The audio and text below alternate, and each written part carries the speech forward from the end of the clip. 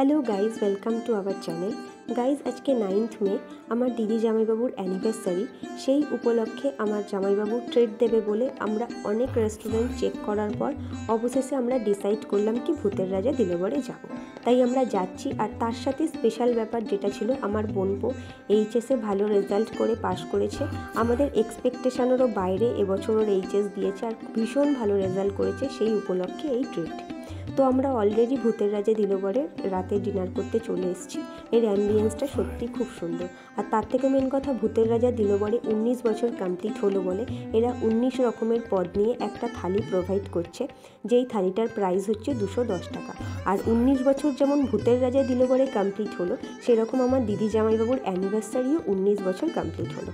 তো এই যে আস্তে আস্তে আমাদের থালিগুলো ওরা দিয়ে দিল, ভীষণই সুন্দর। এই যে থালি দিয়ে দিয়েছে, আর থালি আর ভীষণ ভালো লাগছে, কাঁসার থালায় সুন্দর করে সাজিয়ে দিয়েছে, দারুণ লাগছে। আর এদের অ্যাম্বিয়েন্স, বিহেভিয়ার সত্যি খুব ভালো।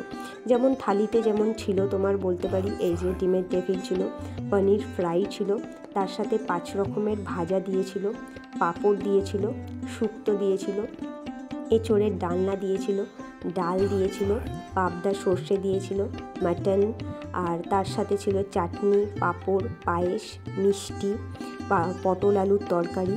আর এদের খাবার সত্যি খুব টেস্টি ছিল। আর আমাদের ডিনার সত্যি ভীষণ সুন্দর কাটলো আর খুবই ভালো লাগলো। আর আমার ভাগনা পাস করেছে বলে রিয়েলি আমরা খুবই হ্যাপি আজকে রাতে ডিনার করে। তো আমরা বাড়ি চলে এলাম। চলো আজকের মতো টাটা।